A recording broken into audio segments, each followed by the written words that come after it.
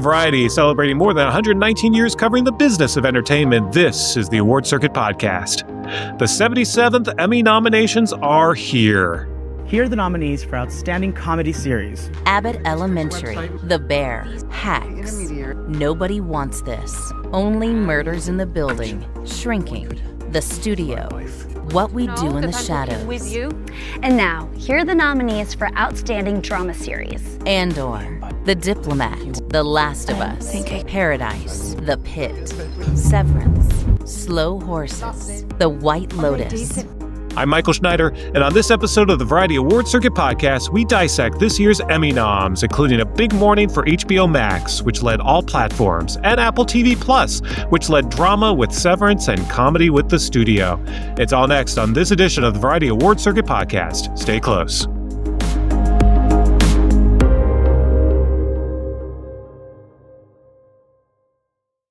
Hey, everybody. It is the Variety Award Circuit Podcast, and there's stuff going on to talk about. I think we actually have things that we need to dissect and share. So let's get into it right now. I am your friendly TV editor, Michael Schneider, along with your friendly guru of all things features and EEs and everything else, Emily Longaretta, who is overly dressed for this podcast.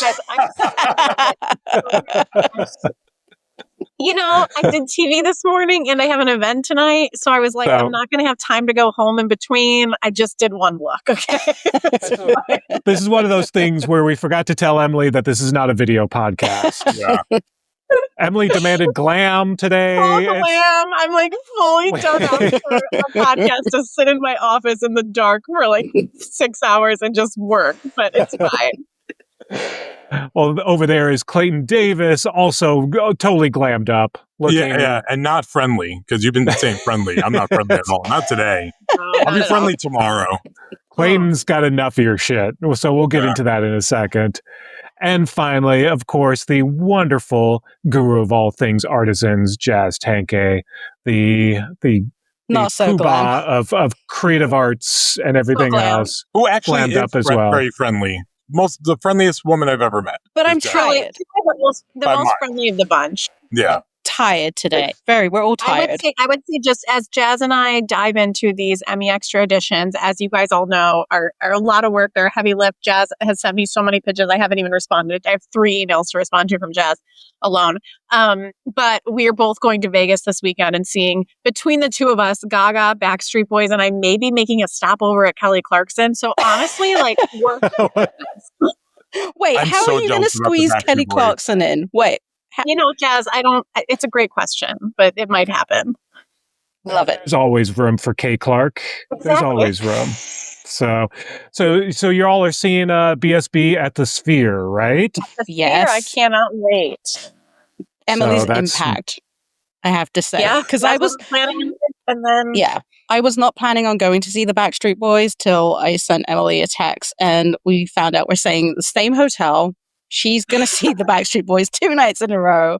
I was going to see Gaga 2 nights in a row. And then Emily, just being the influencer that she is. We forgot to include that Jazz is also a stalker. She is a stalker of the group, and she knows where you are at all times. He's like, you're staying? What room are you in? Yeah, I know. She's actually staying in your room, Emily. I don't know if you know this. Jazz and Jazz are going to show up at my door without me telling them. They didn't have a place to stay. They just heard that you had an extra bed, Emily. And so exactly. Emily's going to be out partying at Kelly Clarkson, so... Yeah, we'll see. I'll be sleeping. I'll be either at the pool or at the concert or eating. Those are all I do at Vegas. Like, I don't do the rest of Vegas. Don't tell a stalker that. Should do.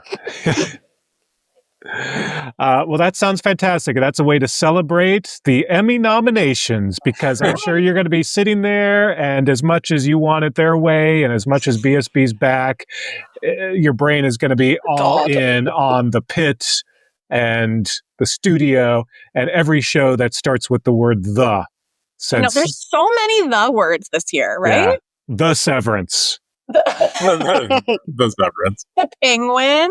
Yeah. The Slow Horses, not about horses. God. so on and so forth.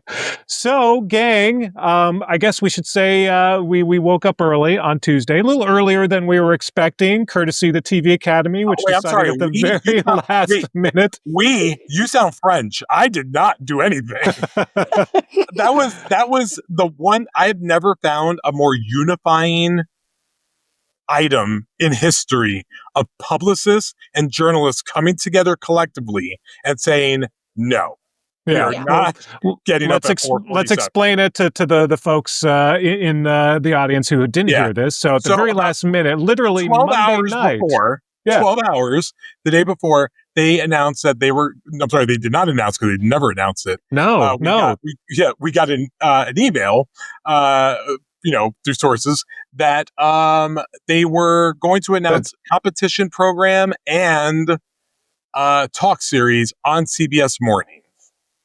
At the time 4:45 a.m. Pacific time, 7:45. It's very important that you know it's 4:47.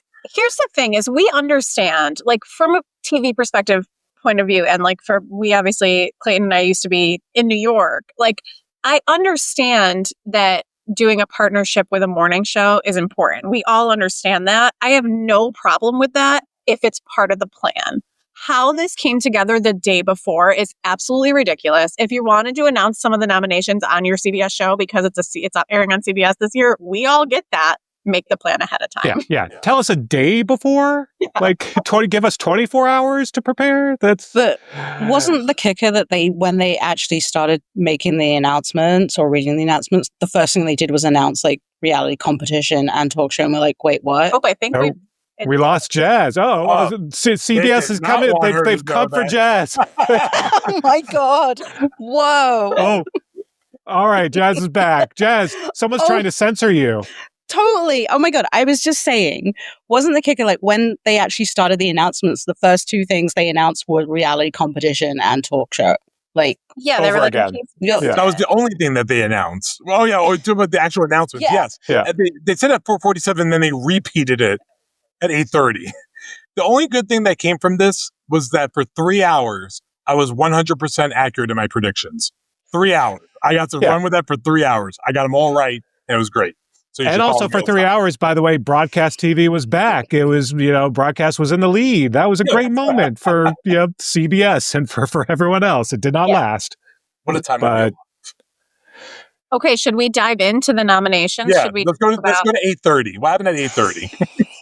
Right. Well, it is a Severance world, obviously, by far the biggest haul of the morning with 27 nominations. Severance world, huge. But I don't think I even thought that much. Like that is more than Shogun last year. Yeah. Big. I mean, Severance and the studio, I would say, are the two. Like, I didn't think the studio was going to break the Bears record for most for comedy series. And who was the other? Shogun, which was most for first run. Was that the other record that it broke? So no, it broke the record by Ted Lasso for the freshman series. Ted Lasso, that's right. Comedy. And the Bear for comedy. And then it tied the record of all time with the Bear that it just set last year. That I didn't expect. I mean, we all knew the studio was going to do well, but I didn't expect that. I mean, it came down to that guest actor category, guest actor in a comedy category, five of the six. Yeah. So it's classic. Like if you guessed it on the studio, then you better have gotten a nomination, or there's something wrong with you. Yeah, poor John Bernthal's the only sole one in that category from the Bear. To be fair, though, he's won that one before, so they do have a competition there because they could easily cancel each other out. So I think that's something we might see even more this year is the canceling out of more people because there are so many. Once again, I mean, this happens every year with the White Lotus now, right? That's the thing that happens with the White Lotus. So now it's just happening in every category. You know what I will say? So I was going to say real quick about that category, about that guest actor category, is the fact that is Ron Howard's first ever acting nomination is incredible. Honestly, criminal. It's bizarre, but I guess maybe there were fewer shows back in the 70s. I'm shocked that he never got a Happy Days nod. I know. I was really surprised when he was on the list of first-time nominees. I was going to say, 4 out of those 5 are playing themselves. We should list this. Bryan Cranston's playing a character, and then Dave Franco, Ron Howard, Anthony Mackie, and Martin Scorsese are all playing themselves. It's just amazing. That's hilarious. Yeah.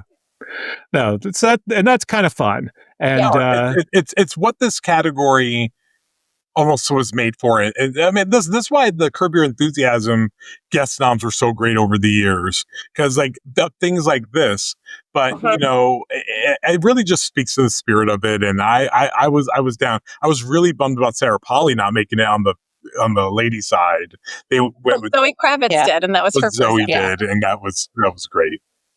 Well, and we were talking before about how this was just the year of guest actors and actresses. It was going to be tough for everyone who played either a version of themselves on these shows or just in general showed up. It's become just the thing to do on shows like Hacks and The Studio. Pretty good list though. Yeah, So, I would say the other one, the guest one I wanted to call out was Sherry Jones for The Handmaid's Tale, because it was the sole nomination for The Handmaid's Tale. And that I was not expecting that. I'm so happy, but I was not expecting that you say that with Handmaid's Tale, and now it made a light bulb go off yesterday. I believe now. I think now I'm going to use as an example to apply moving forward. If you are a show that started off as an Emmy darling, but you fall off in later seasons, in your final season, they're not going to care, because this happened with This Is Us. Yep. The same exact thing. So I think unless like you're a run through like Game of Thrones or something like that. But it kind of happened with The Crown too. Yeah, it happens. It happens with most shows, and sometimes, I mean, especially in the broadcast era where shows were just on for a really long time, and that's what's interesting about ER was an Emmy darling, but toward the end of ER's run, it was getting nothing. Which is why Noah Wyle has never gotten an Emmy, and now he finally has a chance because the ER replacement show, not ER, Crichton Estate. Reminder. The ER replacement show, The Pit, is once again an Emmy darling. 26 years later. Crazy. Yeah. As I just wanted to mention also, as we were talking kind of like snub wise, The Handmaid's Tale, I find it so interesting that like Squid Game also, and I know Mike, you spoke to Bella Baharia about this, about the shock of that, because it was viewership wise the biggest show, and season 1 did so well at the Emmys, and then season 2 is nowhere to be found. And I have my hunch is that between The Handmaid's Tale and Squid Game, they're a bit too heavy for people in the Academy. The amount of the things that are happening in the world, that's not what they want to watch. Yes, Severance is heavy. Yes, The Last of Us are heavy, but it's different. It's different. Adam Scott has something that's fun about him. Those shows are dark, and they are in a different era and we're not at that time where we can handle it. That's actually a very interesting theory that I think adds a little bit to what my theory is. I think it's a little bit of both. Mine is, I think we have really given the members of the TV Academy too much credit on non-English language programming. And more so, like, we really, like, Squid Game season 1 was so pandemic, so COVID era, like that it benefited from that. And Shogun benefited from a strike, and like, people not like when they're back to it, it's still such a hurdle to go over. I think even Netflix made Squid Game season 1 look easy in campaigning it. Yeah. You're right. I think we didn't. I think we're all kind of guilty of this. I think we were just like, yeah, they'll come back. They watch it. It was fine. And missing drama series wasn't shocking, but it getting a donut, like, I mean, we're talking about like production design and stunts. They were like, nah, we're good. Yeah, that's it felt crazy. So pointed of like, I'm not going to do that today. Well, the stunt category has to make room for FBI. Yes. I've never been so happy for Emily to be alive than I was yesterday.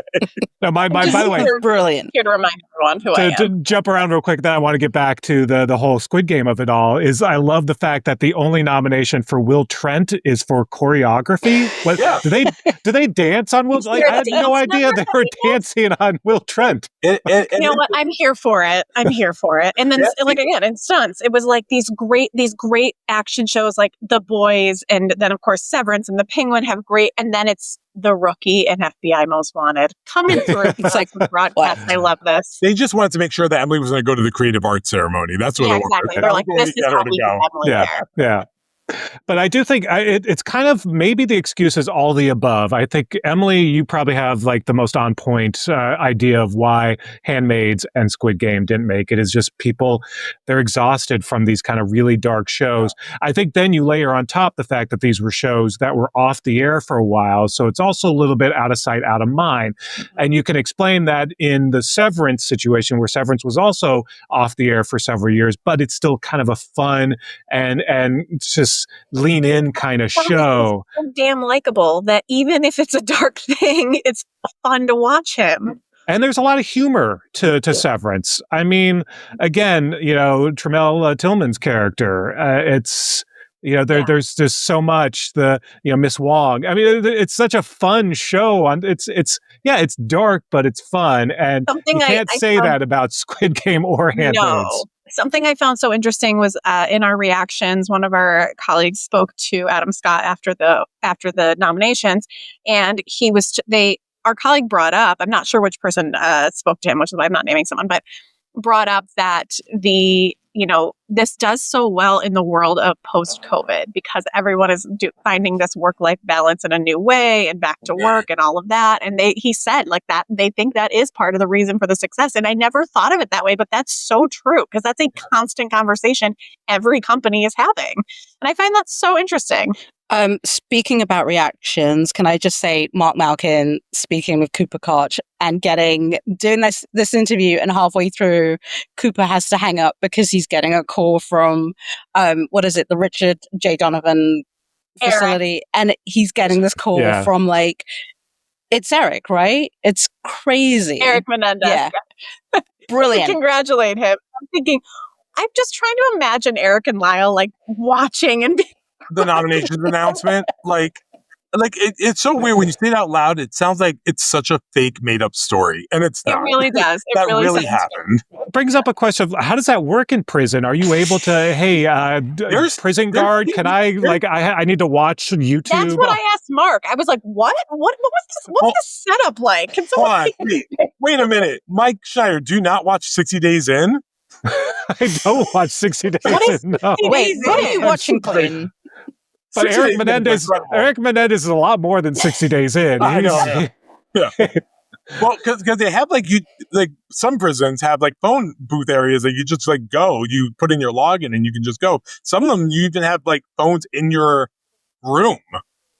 We're in a new era of prison. We're living better than half the people in LA. Okay. Yeah, I guess so. I didn't realize. I mean, that the amenities had that access.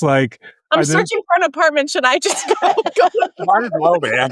Well, remember there was that question of when People versus OJ came out. They were like, "Is OJ able to watch it on FX? Do they have FX or or Hulu back in the day in prison?" Apparently, they did. Yeah, they did. They did. Yeah. So there. I guess. Yeah. Maybe. Can I bring up one other big surprise that I am very happy about but I literally was shocked about the whole day and I woke up thinking about it this morning, was Megan Fahey getting nominated for Sirens. Still not over it. I'm not mad about it because Megan Fahey can do no wrong. As a bold type girly, I've been rooting for her since day one. I was in shock that the word sirens came out of Brenda Song's mouth on Emmy nomination morning. I would just like to say, number one, you all broke your promise and you didn't stop me from changing my predictions because I had Megan Fahey and she was right there. I had her. I knew it was possible and I dropped her in the end. So thanks for that. I refused to think it was possible, even though her performance was excellent. Yes. And secondly, I will say more so than ever, I think this year really spoke to, and this is not shade to Megan Fahey, I'm just talking about overall. If they, especially in categories where they're not obvious choices to choose from, they will always default to names they know. People that have been nominated before, or the most famous person. That is shown by Rashida Jones joining her, and then not Paul Giamatti in Lead Actor Limited. Well, do you think Rashida Jones is more well-known than Paul Giamatti? I just think Lead Actor Limited was way more competitive and had a breadth of talent. Not saying that Lead Actor didn't have talent, but it really stopped after, like, it was Michelle Williams, Chris Milioti, and sure, Cate Blanchett, and then go with whoever you wanted. It's a good call. That's a good call. I mean, we know the Academy loves famous people. They love. Not a secret. They're almost like the Golden Globes back in the day. And it's also, there's a recency bias. I think, Megan Fahey coming out of White Lotus, and White Lotus, of course, having another great year as well. People are just in that mindset. And, oh, yeah, she, reminds me of I love White Lotus. So I'm just going to give all my nominations to people past and present from that show. So that could be part of it, too. That's definitely true. But, the couple other names I was surprised about were some of the supporting cast from Adolescence, because these are not names that people know. Every single person that was in Adolescence, because they everyone that they submitted got in, which that wasn't surprising at all. Like, I knew that was happening. I think the jaw dropper name of the day was Jeff Hill from Somebody Somewhere. Yeah. Jeff Hiller. Yeah. Well, he's fantastic. And that was nice. But it wasn't even tracking a top 20 for Jeff Hiller. So congratulations. Very well deserved. Right. And the only acting nom for the show. The only acting nom for the show, the final season. The only other nom for the show was a writing nom. So very interesting. But I do want to go back to what Mike was saying, because I think, Clayton, while you saw the Adolescents supporting people coming, I did not. I think, especially because none of them are names. I thought Erin Doherty for sure for the therapy episode 3, but I did not think that the woman who plays Marco, and then I didn't. No, they're all excellent. Every single person in that show is great, but I just did not see that coming.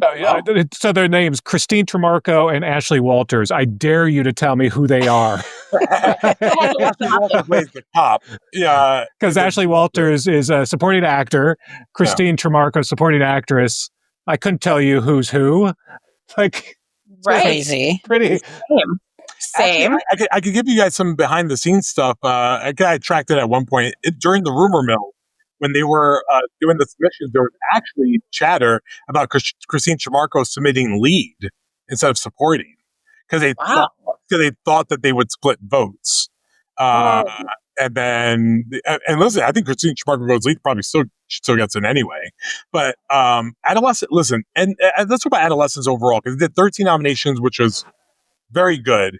It was 2 less than what I had tracked it at, because they didn't get editing, which isn't surprising at all, because it doesn't have editing, because it's one shot. It missed music, which I thought was huge. That was actually a sucky miss for it. I got, like, the music in that show was great. But compared to the Penguin, they got 24. Nominations can be very misleading, the number. We're like, oh, Penguin got 24, it's over. I would like to remind everyone, this little show called WandaVision that did bulky noms the same way, genre show also walked away with 3. Right. And none of them were the majors. Yeah. So I would just say that's a tight race, but I still think it's Adolescents to lose. Yeah. Yeah. Genre shows had a good year. Yes, they did. Yeah. With that, the Last of Us dropped some stuff. They got 16. It's down from 23. Andor not as many, obviously, as we thought, because Diego. We got more than last time. Increased the best Star Wars show on television. Last of Us dropped directing and writing, which I predicted one of those to miss, but not both. The Bear had the biggest drop overall, went from 23 to 13. So we are currently sitting in uncharted territory for The Bear. Because The Bear, especially acting winners, aka Eben Moss-Bachrach and Liza Colon-Zayas, have won Emmys 1 year too early. Both times. Right. How are they going to be voting on the Bear this time around? And how does that affect if any of them win Emmys? Yeah. Well, at least they did get their Emmys, because I think you're right. I think people have sort of they're starting to move on. But I will say Io getting in director and not Christopher Storer. But Io is such a purity choice because that's actively the best episode of the third season. Right. Of course. I don't even know if that's the case, though. I think people are over it, but they're like, oh, but we love Io. So it's like, oh, we know the name more than we know Chris Storer, which is not great, because Chris obviously is amazing and he's created all of this. But I also think the Ebon Moss-Bachrach, that category, supporting in a comedy, is so hard this season, because obviously, if I would say Ike Barinholtz for studio, but for me, Harrison Ford first Emmy nomination, Oh my and for God. the best thing of Shrinking this season. I mean, this season was great, but he had such a standout performance that it's hard to imagine. And Michael Urie, also great in Shrinking, but it's hard to imagine Harrison Ford losing. I think this is Ike versus Harrison for sure. You nailed it. Harrison Ford being an Emmy nominee, it's a good world to live in. I can't believe we didn't exist here already 2 seasons ago. Honestly. But listen, that's a win-win for Apple, right? And I think that's what we should also talk about. Apple. Yes. Apple. Yes. Apple coming in strong. Apple all day with their 79, not 81. Not 81. We're not saying 81. And we should actually explain that, because there are most stories say 81 because that's the release Apple is sending out, that they got 81 nominations. Yeah. On Variety, you will see we are writing 79 because 2 of them are commercials. And guess what commercials aren't? TV shows on Apple TV Plus. Right.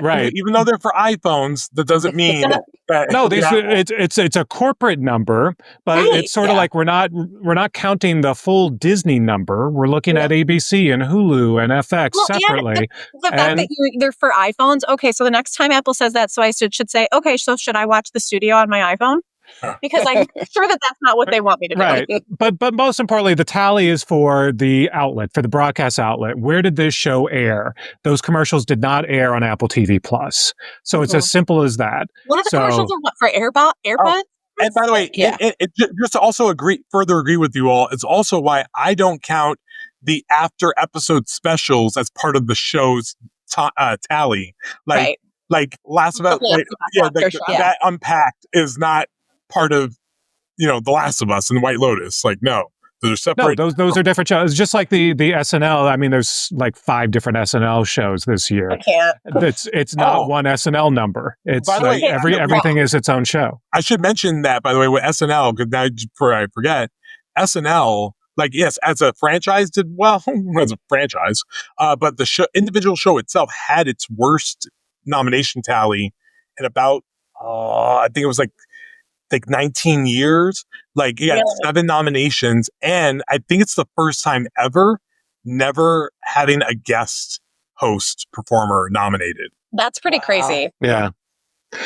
I mean, again, that's partly because of the studio, right? Studio took so many of those slots. There just wasn't room for a host. Yeah. But it's interesting that the live variety special category is SNL 50 anniversary special versus SNL 50 homecoming concert. Yeah.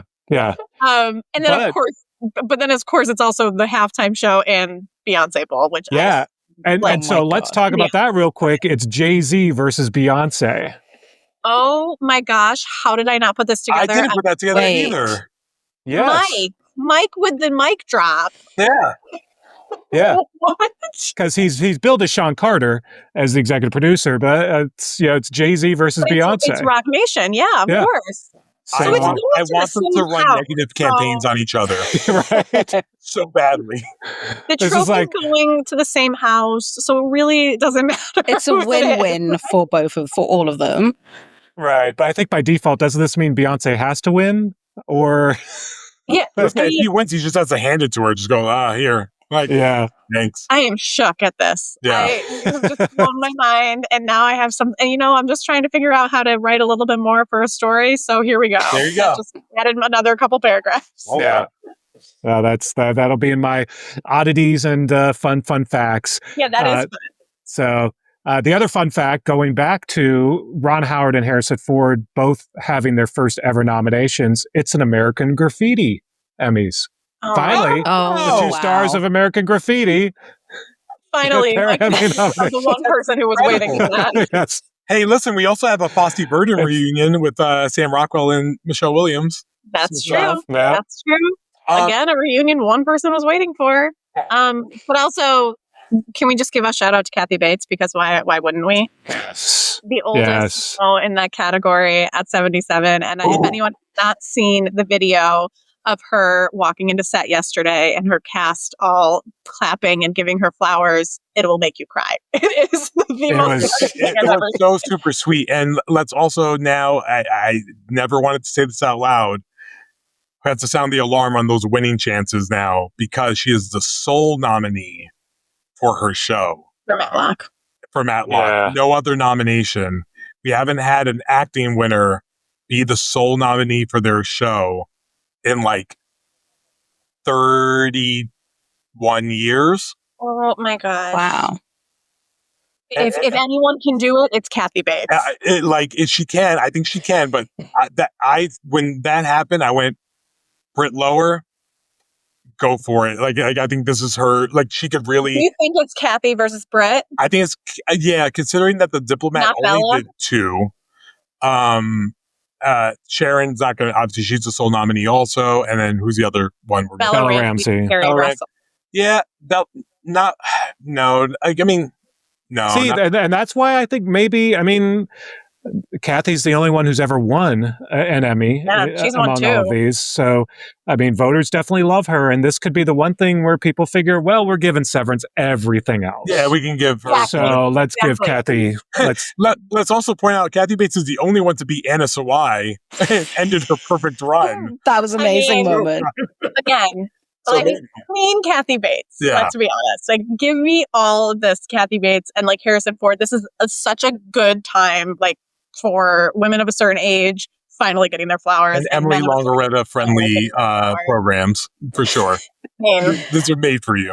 Can we talk about Julianne Nicholson? Sorry. I was going to say, Julianne Nicholson getting her double nomination and also just being recognized as Dance Mom. Guest actress and Sinatra. Yes. Both. It's going to be insane. Guest actress, just going back to that, is just going to be between her, Cynthia, Jamie Lee Curtis, Olivia Colman, Zoe. And talk about heavy hitting category. And I love, by the way, that she's billed as Dance Mom. Like that's just what her character is listed as. I was going to say with that, in like kind of the procedural boat, because it may or may not be a procedural. We argue about this. The Pit did better than I expected it to. I knew the number, it would be misleading for a lot of people. I think I was tracking it at 9 and it got 13. But the 4 largest branches of the TV Academy, for anyone to know, are executives, actors, writers, and editors. It got double nominated in writing. It got double nominated in editing, I believe. No, Severance got triple nominated there, and it also got double nominated in directing. And directing, I think it's like maybe the 5th or 6th biggest branch. I think The Pit is the spoiler for this for Severance. Like 27 and 13, don't think that's misleading. I think The Pit could really do it. I just want everyone will listen when I say I told you so. Because we rewind to like January after I watched the first half of the episodes, not even the craziness of the last 3 episodes, when they sent them over Christmas, and me telling people at our Emmy launch event that The Pit is the one to watch and that I think Noah could beat Adam Scott. Yeah. And I remember specifically, I won't say who you are, but you're probably listening. A publicist we work with all the time saying to me, like, you're insane. There is no way. And I was like, you haven't seen it yet. Ooh, name names. Burn them. 3 months later, it was like, The Pit's really good. And I was like, I know. Yeah. See, Bob Iger? See what happens when you talk to Emily? Come on, Bob. Good old Bob. But no, the Pit did very well. Flex. Catherine Lanassa got in. Like, by the way, Catherine Lanassa at the expense of Allison Janney. Like the Meryl Streep of Emmys that just wins Emmys all the time. Yeah. Allison Janney did not get nominated. Yeah, that's the first snub of her career. Yeah. Right. Because Allison Janney is this close to tying the record for most wins, right? Short, and she's been denied. Maybe next season, now that she's in charge, it's... Listen, because Allison Janney isn't there, the pathway got cleared, in my opinion, for Carrie Coon. Like, it's made for her now. But I think Catherine Lanasa, if they really go crazy, and this ends up like Homeland season 1. Mm-hmm. And I don't remember that night. I think everyone was like, Claire Danes for sure. Homeland might do it in drama, and they just sprinkled.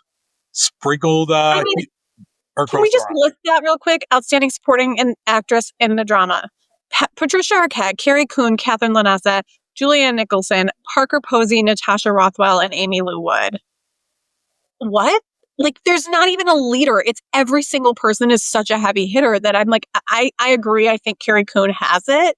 But like, there's also the Parker Posey, Amy Lou Wood fans are also very big. And that's a and for White Lotus nominees. That's kind of dangerous. That's vote splitting. That's and the weird. Academy also loves Patricia Arquette, so I wouldn't count her out for a minute. Yeah, and it depends if people go straight ticket Severance. Yeah. I was gonna say, like, I was thinking to myself recently. I was like, let's say it's Adam, Britt, and Trammell, right? Like, is Patricia Arquette just J. Smith Cameron that they're going to be like, no, we'll stop there? Or, I know. Or is it just like, Tobias Menzies? Sure, go ahead.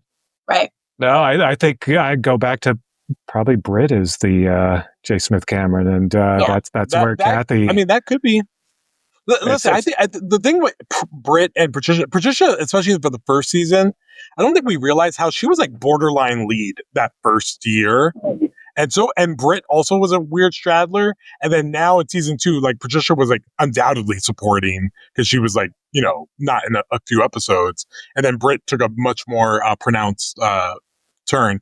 It's going to be interesting. Like, Severance is going to could have a very, very interesting like day. And then Ben Stiller, I think he's going to win an Emmy. And that is awesome because it's like that last episode is killer. And the show did very, very well. I'm excited. Let's bow down to another queen real quick. The one and only Catherine O'Hara. Ugh, always a queen. Always a queen. So both comedy and drama. I mean, for Studio and also for The Last of Us. I think because Abbott had its worst nomination year ever, sadly, which now makes me reluctant to stick on my Janelle James early prediction. I thought it was going to be her year. It doesn't look like it's going to be that. I think Catherine O'Hara, like, it got the deck got cleared for her. I don't know for comedy.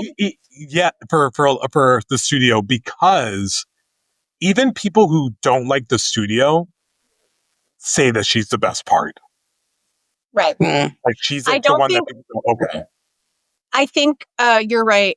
In the Abbott world, I think Catherine Hahn is also so good in Studio that I think that she would be, like, she's not someone we should count out. But I also want to give a shout out to Liza Collins-Zayas because, of course, she won last year and was extreme. Like, in a rough season, she was so good.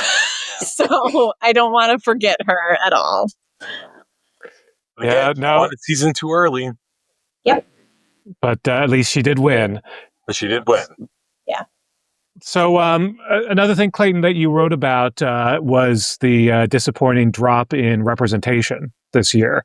Yeah, we are a lowest in 6 years. There's a lot of things you can point to. Like, there was a drop in submissions. We were 3% down from last year, and last year was 6% down from the year before. So we had our lowest amount of submissions in a while. 2022 was the top year, right? The 2022 was 42. Yeah, it was like the most, which, by the way, came with Emmy So White. That's when no people of color won. So wait, that's so crazy. Yeah, it was hilarious. Like, not hilarious. You don't laugh, you'll cry. But yeah, exactly. Yeah, their best year for diversity, and none of them won. So then this year now, there were less submissions. We kind of see like what's staying on the air, what's being greenlit. We have an administration that is fighting DEI Shout out to Todd Spangler for our Trump cover story. Not Trump cover story. The examination of what Trump is doing in journalism. We don't have Donald Trump himself with like an illustration of him. Yeah, it's listen, it was better than I thought because we had 24 people of color nominated across all the acting categories. I was tracking like 18 or 19, so I was actually glad we got that much. And it's 25%. Some people look at that and they say, well, that's not bad, but considering we were making such great progress and considering some of the misses that happened later on, and especially like with we had Indigenous actors nominated last year, 3, this year 0. We had a record number of Asians in the last 3 years. We had 1, Bowen. Right. So that part is what gets like. Right. We're seeing some step backs in a couple of fields. Yeah. So, tough. Looking at a couple of nice other surprises were shows that were canceled but yet still got some some nominations. Uzo Aduba. The Residents. Cough, cough. I mean, listen, you just keep getting your Emmy noms whenever you want. Like Emmy catnip that people they just thinks it. Her and Sterling K. Brown, not from a canceled show, but Sterling K. Brown tying the record with Don Cheadle, his 7th series that he's got a nomination for. And that's really impressive. And he's tied with Don Cheadle with the most ever for a black male. Alfre Woodard has the record of 17 of all people. And interesting fun fact is that she never received another nomination for those series again. It's 17 individual nominations, which is crazy. That's wild. But it was a good day for Netflix to even coming in second. HBO obviously had the best day. Yeah, we haven't really talked much about that, but HBO Max, now that we can call them HBO Max again, just a stunning day, 142 nominations, their new best, and just the strength of all of these shows, just the volume of huge shows that they have that did quite well, even though they didn't have the 2 biggest, they had so many big ones. Yeah. I mean, they have 3 of the top 5. So I mean, they flex like it was a flex. Like some places can flex, but like one. But it's funny that it's its best year, and we all lived through the Game of Thrones Veep era. Right. Like, we were all alive and well, and they like the fact that didn't. That it happened then, it was just nuts. But I think it's the ensemble that's not that those shows didn't have great ensembles, but the acting nominations on these ensemble shows, like the White Lotus, it's like every person is nominated. It's these shows that have so many people involved. And interesting it is volume. Don't forget, it's both HBO and Max now. So Pitt, Hacks are technically Max shows, but it's true. So one. But there's also but to that point, also it's volume. But like White Lotus actually dropped acting nominations from last time, but it picked up artisan categories. Like casting for the first time. It's never gotten that. Yeah. So like honestly, got like I think Penguin double dipped in like 2 or 3 categories. So like they do the work below the line, which is what Netflix does also. Is why because Netflix, if you go major categories, didn't do that well. I mean, like, look, Diplomat got 2 nominations. 1 is drama series. Got Nobody Wants Us got 3 nominations. 1 of those is comedy series. But they have the volume to they add up below the line. Yeah, that's why Jazz Tangcay is well. That's right. That's why I get so many unanswered emails from Jazz with her pitches because she has so much to write about in phase 2. Not a dull day on this side. When you look at just the momentum of some of these platforms, going back to Apple TV Plus, I mean, this is a world where Presumed Innocent did quite well too. So, did this come out this year? I don't. It came out last summer, like literally 7 days into the eligibility period. And by the way, 4 acting noms. That's it. Nothing else outside of that, which feels crazy. And with a cast that didn't campaign at all on Broadway, everyone was unavailable. Jake didn't do one interview, And Ruth Negga didn't do one interview. I have been trying for her nonstop. She's always had something else going on. Jake, obviously, like you said, Broadway was his focus. No problem with that, but it's so interesting the lack of promotion they had to do. Also, Bill Camp, this is the year of Bill Camp. I am obsessed with him so much. And I will say, even better than his role in Presumed Innocent is his role in Sirens as Megan Fahey's dad.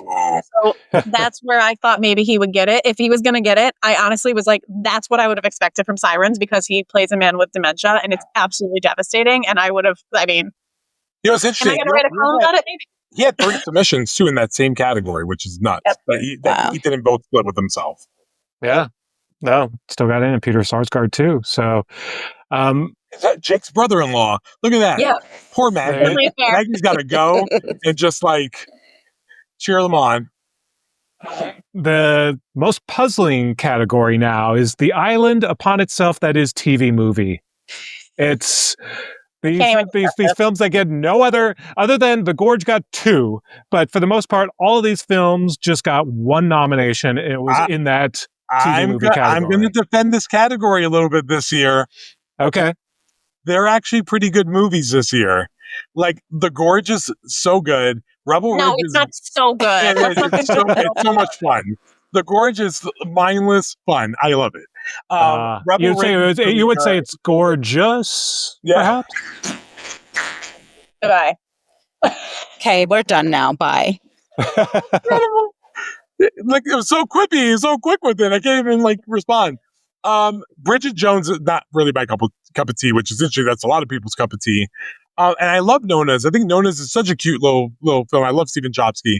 I'll tell you, once he changed this to outstanding television film, or outstanding film made for television, it will elevate the category, and it will feel more like a real category.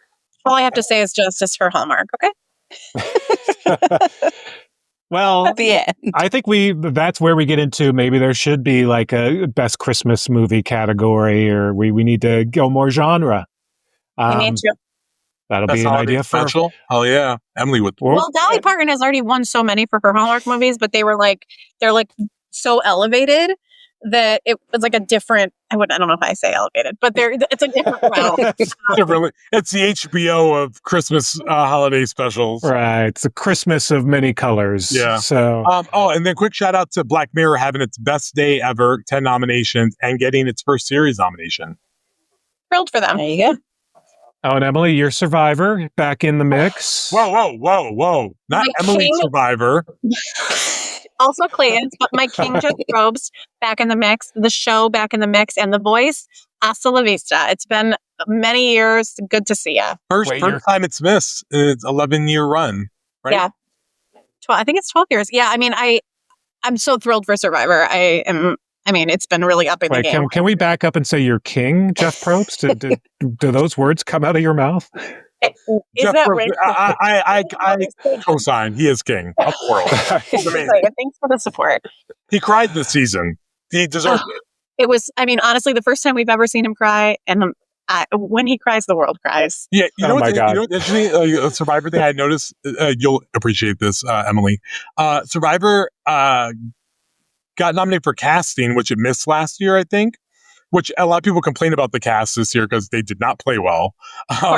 But then it missed editing, which I thought it had the best editing like it's had in a really long time. The episodes really bumped and moved. That's very interesting. Yeah, but it got cinematography too, right? Yeah. As it should. Yeah. They did some really great things this year. I will say I was very happy that obviously The Traitors is beloved by all of us. I was very happy The Traitors did not get casting this year, because it is not fair that The Traitors would get casting when they're just pulling from past shows, where these other shows are going out and finding people and watching thousands and thousands of videos, whereas The Traitors are turning on MTV and The Bachelor and pulling people. No shade to The Traitors because I love it, but I'm too late. That was shade. Category. It's the only Traitor franchise. The USA version is the only one that doesn't cast real people. I'm dying to go on the show because I feel like I can annihilate some people. But I'm curious then, with that, what like, does that impact, like, obviously it won last year for reality. Like, does that impact right? It I don't think it will impact. I think that it'll still, because the ones who got nominated for casting, none of them are celebrity people. Yeah. And I think that that's what it should be. And I think that because it's The Amazing Race, Love on the Spectrum, Queer Eye, Drag Race, and Survivor. So it's like 5 feel-good shows. Yeah. And by the way, reality competition is one of the 15 categories that's voted on by everybody. So populace bubbles to the top. So I think Traders actually does it again.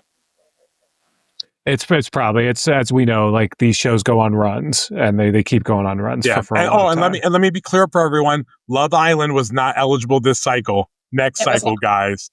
Next cycle. Next cycle. No words for Love Island. No words. Good luck to them. Great note to end on, Clayton. A great reminder for people who are mad. Listen, we have Secret Lives of Mormon Wives that got nominated. Yeah. Look at this.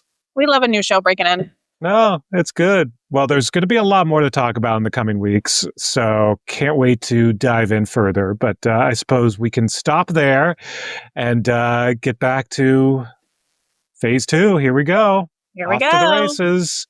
See y'all next week.